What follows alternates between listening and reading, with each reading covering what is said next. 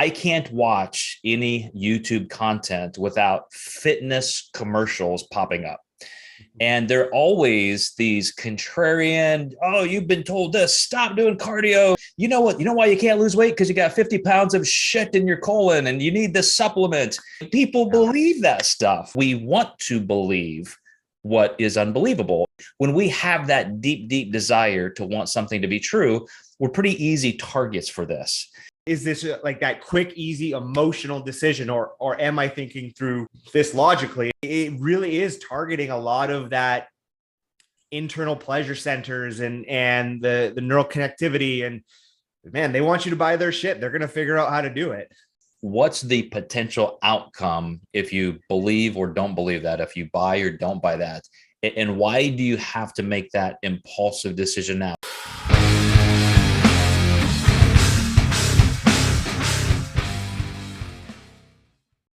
Hey, everybody, welcome back to the Mind Muscle Connection. I'm Joe Klemczewski with Tyler Weave. Today, we're going to talk about, I guess, just cutting through bullshit, not getting duped, not getting taken, conned.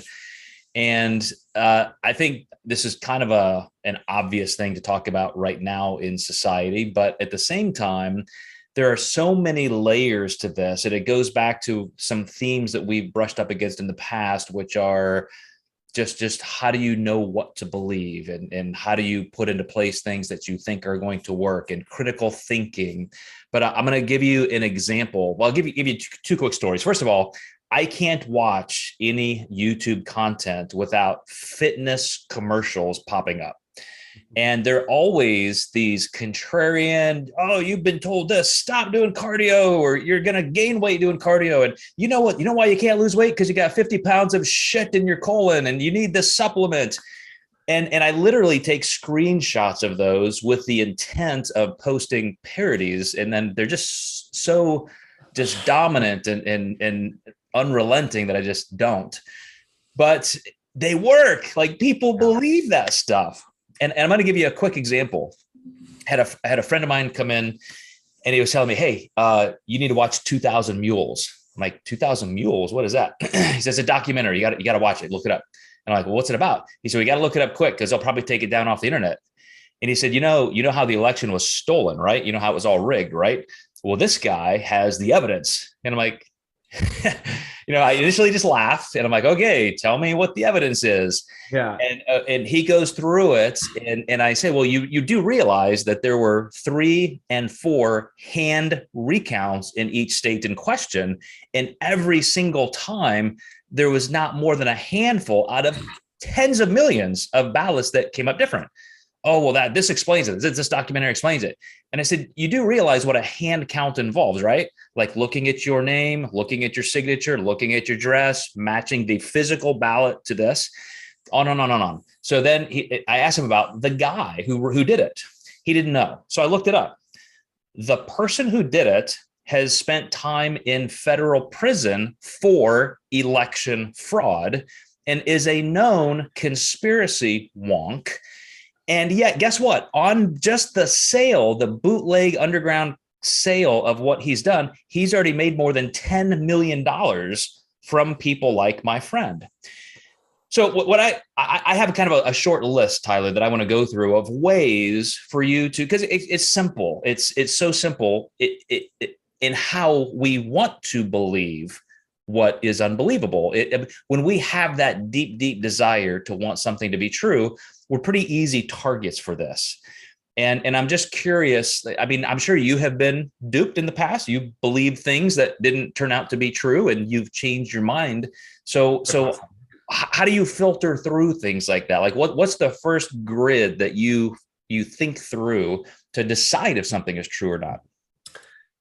I think a big warning flag, and kind of the first one I always look at is, this is the only way to do something. Like, if someone is telling you all other ways are wrong, this is the only way, said and done, black and white, that's always the first red flag that pops up. Is if someone is not willing to step off of their point and consider different ways of doing things, they most likely have some type of hidden agenda.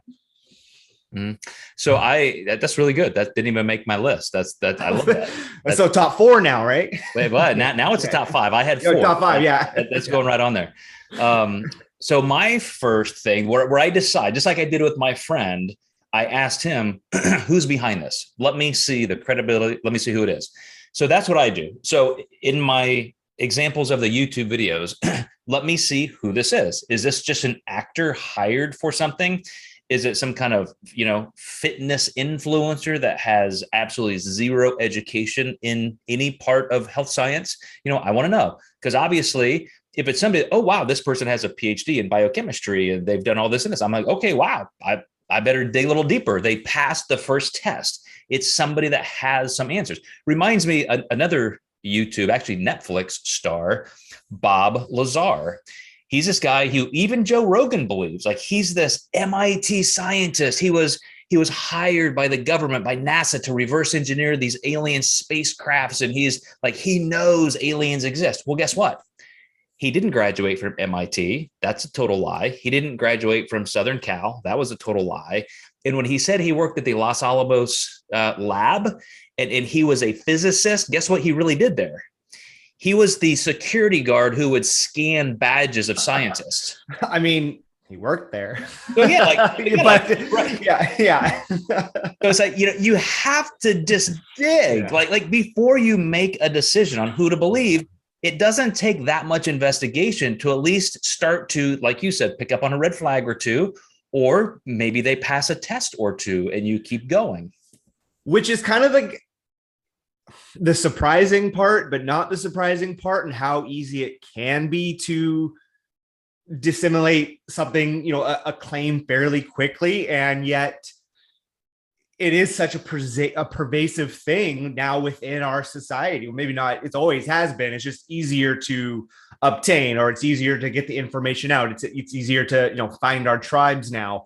But yeah, it's pretty amazing at the level of like what we stop at when we read something that maybe confirms like an unconscious bias. Like we read like a 3-letter headline. We're like, oh, yep, that agrees with me. And then we go about our day. It's like we don't even almost read the article even anymore. We just see the headline and we just automatically assume, well, there's the positive for my opinion, or the fact, or what have you, and that's where the kind of the buck stops. And that's another one that made my list, which is, how badly do I want to believe this? Because that's going to make me more susceptible. So no joke, the same guy who told me about the 2000 mules, he also told me that he got scammed. He got a truck stolen. He had a $30,000-$40,000 Jeep Grand Cherokee he was selling. And he said a guy came in and he's like, sight unseen, like, oh, I saw your ad, I want to buy this. I want to get it. And so he's like, you don't even want to see it? No, I don't need to see it. I'm gonna send you this check, and I'll come pick it up. And so my friend again thought, okay, this is a little, at least doesn't pass the first test. It seems a little too easy. Yeah. So he's like, here's my bank. You can call this number, call my bank. So he does the deal, check bounces, and then the guy's gone. He's a stolen car. Now he's got no money in the car, out of money. Yeah. And all it took was one more player. Like, I'm going to give you this number. And I have my friend answer, hey, First National Bank, blah, blah, blah. And again, like, he wanted to believe, like, wow, I'm selling this car. How easy. I'm getting full price. If you want something to work badly enough, you're probably willing to give too many passes. And so you really have to check your own incentive. Yeah. and that I think takes a lot of skill. And it takes, someone to really, I think, shake up who they are on a yearly, daily, weekly basis, right? We're constantly checking our own biases. When we, like, I know for myself, like when I'm trying to make a decision, one of the hardest things I have to try and figure out for myself is this a bias that I'm trying to, work through, or do I truly want to make this decision?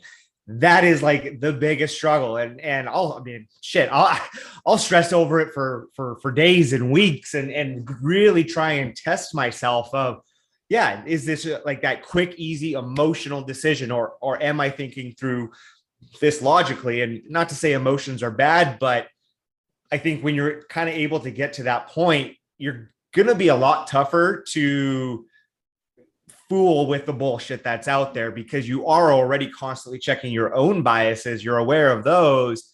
That's just going to make you a lot more aware of everybody else's biases as well. I mean, marketing is like digitized for, I mean, how many times have you talked about something you're going to buy and the next thing you know, it's popping up in your Instagram feed, right? Like, I think we've all had that experience. And so it's kind of like everything is just tailored to you. I mean, it's a science, it's developed in the lab. Oh, but it really is targeting a lot of that internal pleasure centers and the neural connectivity. And man, they want you to buy their shit. They're going to figure out how to do it. I mean, we're still apes in a basic sense. Here's a banana. Well, and that's exactly right. So there's my incentive. How badly do I want to believe this? But then you also, that was next on my list, is to look at their incentive. And this gets a little trickier because not everybody. I was looking through one of my college psych books, Humanity's Dark Side. And there are some people who are totally just shitty, evil people, and they will steal anything from you that they can. That's their way to survive. But there are other people who don't have any just malevolent intent. They just think of something as really true. Like my friend just really thought this was true. And he's of one political persuasion. And so here's this other political operative that he doesn't even know has a criminal history of criminal intent. He's just down the feeding chain, passing on this bad information. So in our industry, I think that describes most of the BS we'll believe, because somebody could even quasi have some credentials and be believable, and they're so passionate about a training method or a nutrition method or a supplement of some sort, they want to believe it just as bad as anybody else. And part of our protective mechanism as humans, if I can make other people believe this, it confirms my own bias, my own want to believe that.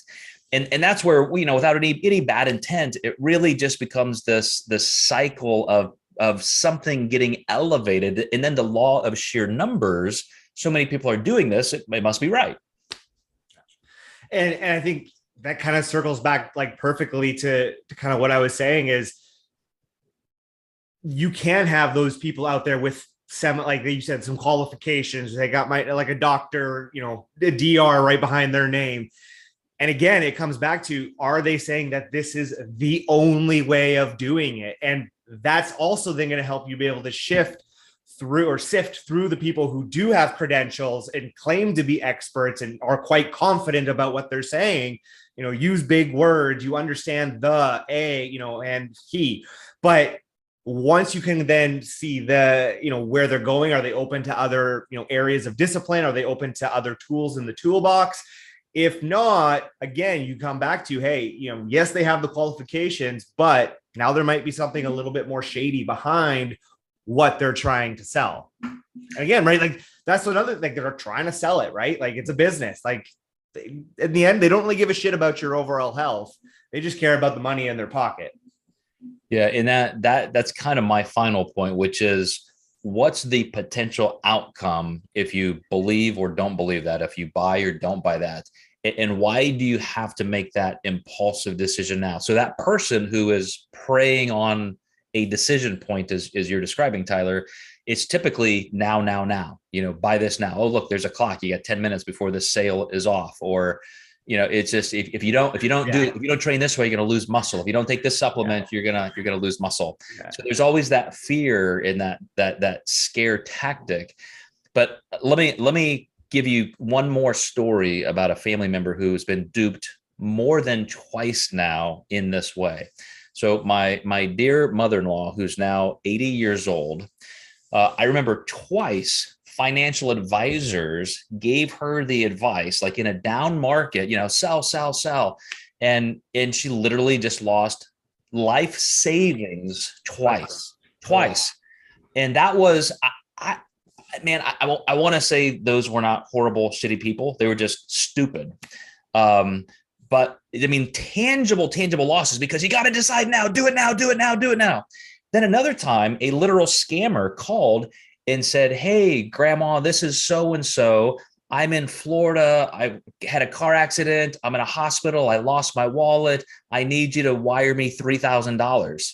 And she did it because they literally got her grandson's name from Facebook and called her. And it's like, there goes Yeah. money. But again, I mean, think of that ticking clock. Now, now, now. I need it right now. Make that decision. And so whether it's totally innocuous, like we're talking about in our industry, and you could, you don't risk losing a lot, but can you think about it just a little bit longer? Can you investigate a little bit? Can you kind of sift through some of these claims, look at who's doing that? What's their incentive? Are there, as you said, Tyler, other ways to do this? Or does this fit on the totem pole of possibilities? Yeah, I think something we need to encourage people out there who are looking for coaches is interview multiple coaches. Like, don't just pick one coach, go through a consult where they, you barely talk, they just tell you what to do, and then you're pressured to sign up.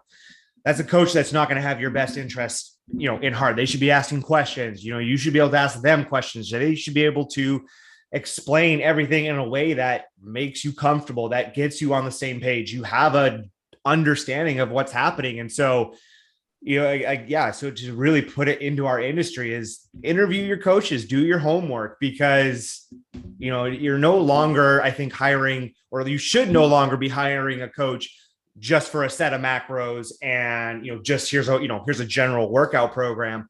If you are looking for, kind of that change, you should be looking for a coach that has an interest in all of aspects of your life, and is kind of looking at all of these when they're developing that program and talking with you. So save yourself some extreme dieting, maybe save yourself a few bucks, and definitely interview some coaches. I love that advice. Because it does show some thoughtfulness and some assertion. I have plenty, like I literally just had a phone call yesterday with a potential client, and she said, done deal. I mean, for the same reason, she has been calling coaches and so forth. And you're the first person who responded back. You're the only one who actually even offered a video chat. And now to have that face-to-face kind of interaction. But another thing I do, if that's not possible, I mean, from like as a coach for sure, but let's say it's just some other type of thing, like a training methodology or nutrition protocol, peaking, et cetera. Look for more content. Really, it's something I do just out of reflex now. I want to see some interviews. I want to hear this person talk. I want to hear them articulate more than just whatever I'm hearing as a marketing pitch. And it really does either confirm or deny decisions often, because if you're very careful and you're putting aside your own confirmation bias once, then you can pick up some stuff. Yeah. And one, I was just kind of thinking about also, how do we discern the expert from, who to listen to? And one thing that I also always kind of go with is, if the majority tends to agree on most general principles, and right now I'm talking like training and things like this. So progressive overload, probably get enough protein, these type of general principles, like we can all agree on this. And then, it's the minutia where we kind of argue and go back and forth. That's usually probably a good sign that, hey, that person's going to be giving out overly good content. They might be a little bit more biased in, 5x5 is better than 3x10, right? Like, well, either or is going to probably be pretty good for most people, right? We're just kind of talking about the small details now. Again, that's a good way to sift through. Okay, they've got credentials, so now what's that next level that I can take it to maybe know who to listen to? Yeah, and that you definitely brought up a good representation of hierarchy, because there's pure BS, and then there's factual opinion that can differ. So one of the things I've really loved is that the whole training intensity versus frequency versus load debate is pretty hot right now. And so you can listen to a lot of people describe some nuance. I've listened to different podcasts, interviews with this directly being the topic, and people like Knuckles, Trexler, Helms, Israel, Nipper, different people debating this. and you can really see some threads of strength and weakness in their arguments. So when you hear more and more people talk, and then sometimes talk together in a quasi debate format, you really start to decide, okay, yeah, that person, their case really isn't as strong as I thought because of what this person brings up. And then of course you can try those things. I mean, in our industry, aggressive health, fitness, nutrition, you can go try those things and probably not harm yourself unless you're doing something really crazy, which goes back to the bullshit level. Yeah. But yeah, it really does help you migrate at least to those better conversations where you're picking between good, better, best instead of just totally obsolete and ridiculous. Yeah.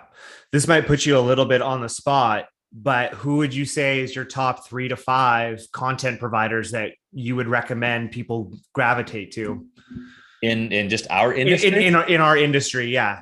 I'm probably not the best because I'm just not a big social media type consumer, at least in our industry. I feel like after 30 years here, and I know the top people, I mean, they're friends. I do podcasts with people like Helms and so forth. So well, and that's what I'm saying. Like people like Eric Helms, maybe some of the other people at 3DMJ. I know, Lane Norton still puts out really good content as well. You yourself, I'm trying to think of RP Strength. They're usually pretty good. So yeah, I think, some of those experts like that, I think would be, good places to start for a lot of people. I tell you, my favorite right now are of course Eric Helms, because his temperament is so perfect. He's so just funny. He's not a dogmatic person. He's going to look at all sides. He's going to give you the facets of nuance. I like Trexler and Knuckles for the same reasons. Yeah, I mean, of course, like you're bringing up humor and personality. It's more fun to listen to people who are educated and have some character. But yeah, I mean, I'll listen to just about anybody because I think they have a perspective that is a contribution to the conversation. But I don't go much beyond that inner circle of people we know, the professors, the academics, the people who are really studying this for a living. Yeah. So that's a very good rule of thumb for a lot of people who are wondering about the fitness industry and who to listen to. Those are always good avenues of people to go, and hopefully they start getting a little bit more charismatic, as professors go, right? Because how we talk about information is so important as well, but they are all quite good at it. Yeah. Like I said, I tend to keep that circle small for myself because I've already filtered through a lot of the information and the people. And, you have to be careful too, because that creates your own little echo chamber of confirmation bias. But as more people come onto the scene, I always definitely take a look. And I argue with people that I don't agree with necessarily. And we have our fun and professional little debates and so forth. But again, you're talking about the side that is provably evidentially correct. And you're probably just deciding two sides of the same coin or different nuanced contexts of an application. And that's when you're on the right side, where you can say, okay, maybe this in this context, and this works for these people, and this population with this much experience is different than this. And now you're at least in the ball game and you're learning something. You're not getting completely conned. Yeah, exactly. All right, guys, thanks again for watching Mind Muscle Connection. As always, Tyler and I will keep trying to bring stuff that is both useful for you in hardcore fitness and nutrition, and hopefully in other areas of your life. So we'll see you next time in the Mind Muscle Connection.